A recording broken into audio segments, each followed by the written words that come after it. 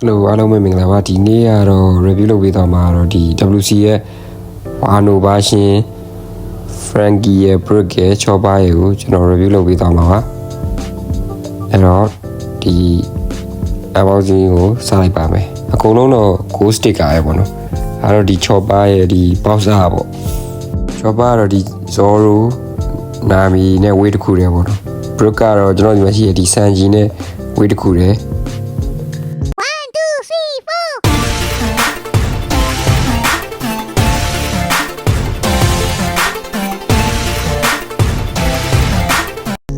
ဆိုရင်ချောပါကိုကျွန်တော်ရင်ဖောက်လိုက်မယ်ပေါ့ချောပါတော့ဒီတခြား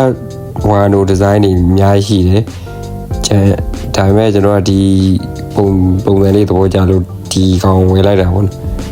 တခြားဈေးသက်သာတဲ့ဒီဝါနိုဘာရှင်တွေလည်းရှိတယ်သူကတော့ဒီနောက်ကဓာတ်လေးလွယ်ထားတာပေါ့ချောပါလေးကဓာတ်လေးဝယ်ပြီးတော့သူခုံနေတဲ့ပုံစံမျိုးလေးချားချောပါရတော့ကျွန်တော်ရှေ့မှာပြထားပါတော့ကျွန်တော်ဒီကောင်လေးကိုသဘောကျလို့ဒါတော့ဒီနောက်ကနေဒီ stand နဲ့ base နဲ့ကိုတက်လိုက်မယ်ပေါ့နော်တခါတလေတချို့ကောင်တွေတက်ရင်တော့နည်းနည်းကျိုးလွယ်တာဆိုတော့ view တော့ site တင်တယ် stand လေးတက်ရင်ဒါတော့ဒီ final look ပေါ့သူခုံနေတဲ့ပုံစံလေး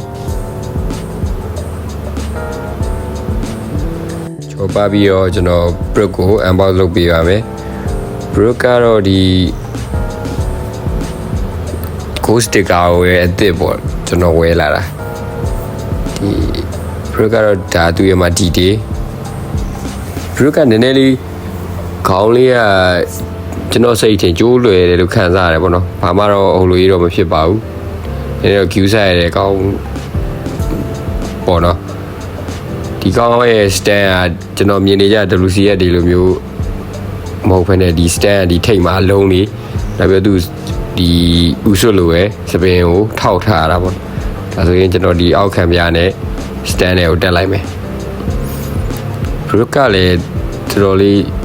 လှပြီးတော့ဒီလေးကြာပေါ့နော်ဒီ way မှာအဲ Zoro ရဲ့ Brick ရဲ့ဒီ Frankie ရဲ့ဈေးကြီးရယ်ပေါ့နော်ဟွာလို့ပါဒီကောင်နဲ့နည်းနည်းလေးရှားတယ်ဒီနှစ်ဖူးမှာဒီများစိုက်နေတဲ့ပုံလေးနဲ့ဆိုတော်တော်လေးလှတယ်ဒါကတော့ Frankie ပေါ့ Frankie ရဲ့ဒီ boxer ကိုကျွန်တော်သွားပြရမယ်ပေါ့